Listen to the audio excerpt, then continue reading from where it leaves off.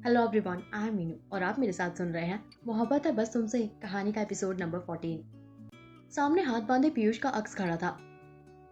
क्यों नहीं सो पा रहे ना सुकून से? कैसे सो पाओगे आखिर उसका दिल जो तोड़ा है? वो मुस्कुराते हुए बोला तो पीयूष ने अपना चेहरा फेरते हुए कहा, मैंने किसी का दिल नहीं तोड़ा। उसने मुझ पर हाथ उठाया था जिसकी उसे सजा मिली। अगर यही बात होती तो तुम नजरें चुराकर नहीं बोलते, कहकर उसका अक्स उसके सामने आ खड़ा हुआ। सच तो ये है कि पीयूष ओबरॉय को उस सीधी सादी सच्चे दिल की लड़की शालिनी अग्रवाल से प्यार हो गया है।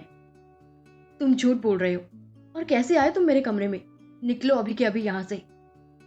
तुमने अपने सबसे अच्छे दोस्त को दूर कर दिया, खुद से अपनी बहन को दूर कर दिया। मुझे कैसे करोगे? मैं तुम्हारा ही अंतर्मन हूँ। कब तक मुझसे लड़ोगे? कब तक खुद से ही झूठ बोलोगे? कभी तो अपने दिल की सुनो और अपनी आंखों से इस गुरूर का पर्दा हटाकर देखो। पीयूष ओबरॉय प्यार में पड़ चुका है।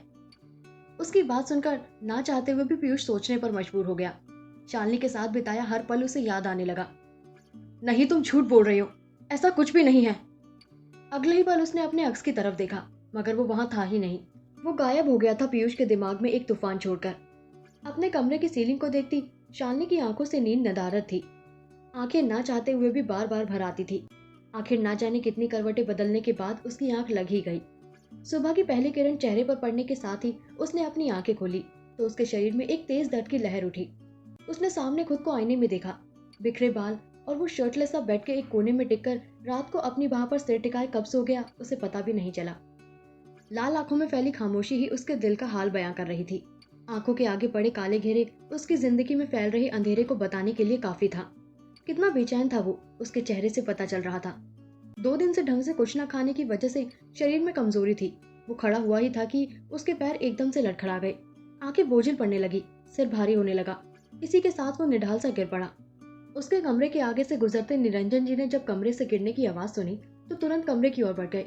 किस्मत से कमरा लॉक भी नहीं था। वो अंदर आए, लेकिन जैसे ही उनकी नजर बेड की दूसरी तरफ बेहोश पड़े पीयूष पर गई तो वो तुरंत उसके पास आए।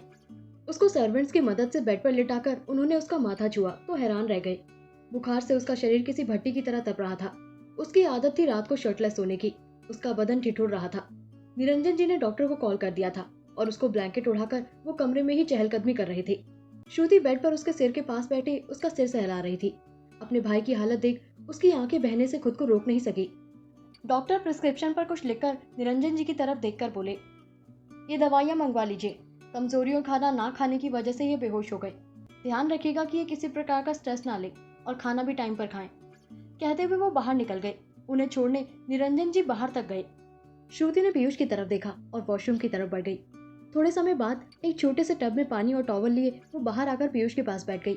थोड़ी देर तक उसके माथे पर ठंडी पट्टियां रखने के बाद वो उठी और टब और टॉवल रखने के बाद उधर ही बैठे बैठे ना जाने कब खो गई। रात के पलों में जब मयंक उससे मिलने आया था कुछ घंटे पहले। श्रुति को नींद नहीं आ रही थी। ना चाहते हुए भी बार बार पीयूष और शालिनी का हंसता हुआ चेहरा सामने आ जा रहा था। वो बेड के क्राउन से टिककर अधलेटी सी बैठी थी। तभी उसके पास पड़ा उसका फोन रिंग किया। मयंक का कॉल देखकर उसने पहले समय देखा। रात के 3 बजने वाले थे।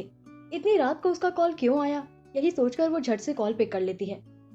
हेलो मयंक सर, आप ठीक है ना?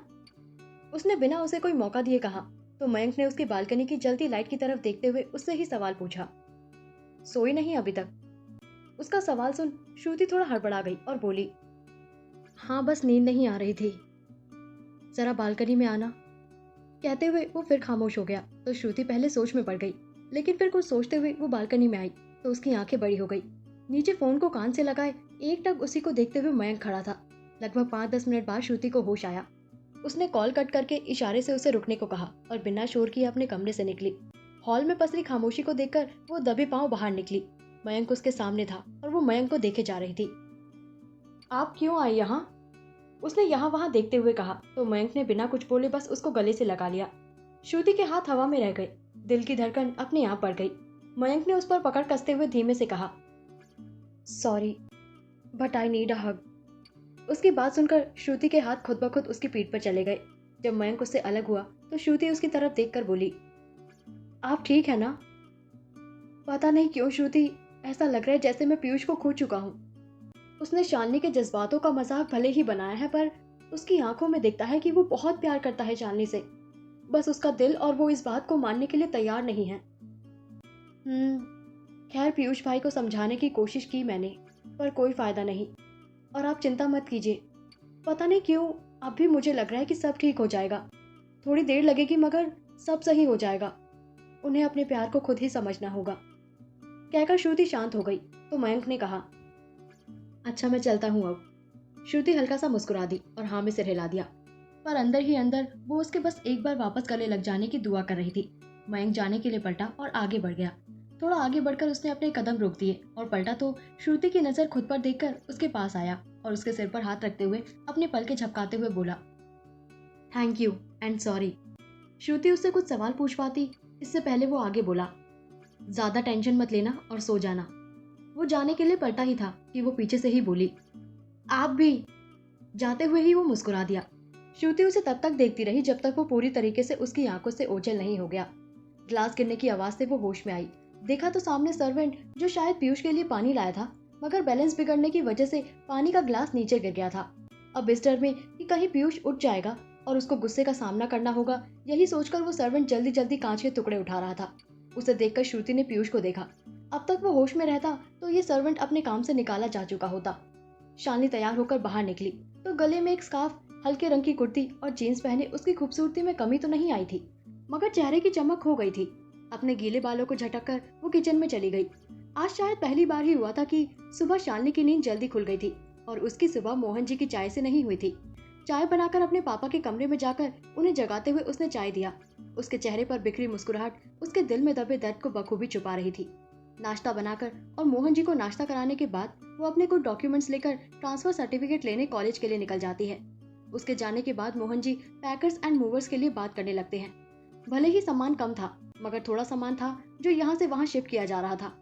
आखिर सारी चीजों को डन करने के बाद उन्होंने पूरे घर की तरफ नजर डाली। उन्हें वो पल याद आने लगा जब उनकी पत्नी ने शालिनी की शादी तक के ख्वाब सजा लिए थे।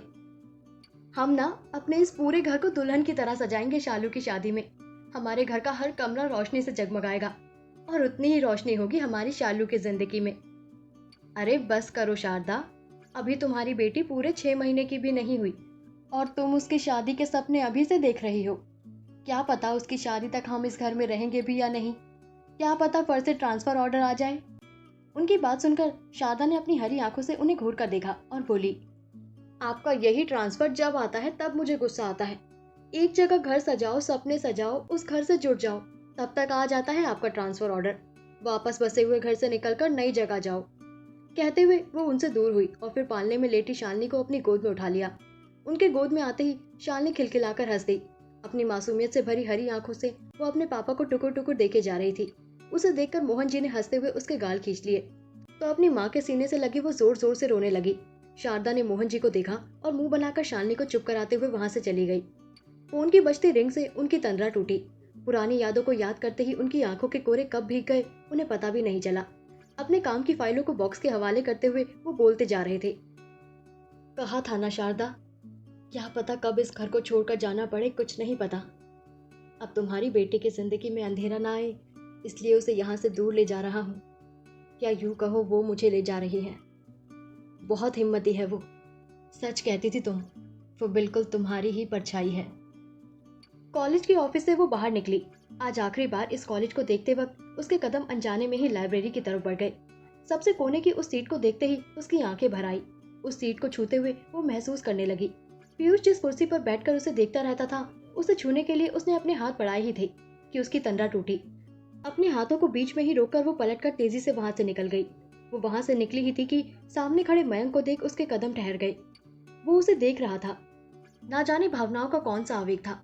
एक बहन अपने उस भैया को देख रही थी जिनसे ढंग से वो मिल भी नहीं पाती अगर मयंक यहाँ नहीं मिलता तो। क्या कहेगा मयंक शालिनी से? पीयूष को कब होगा एहसास? शालिनी की ये नफरत क्या मोड़ लेगी?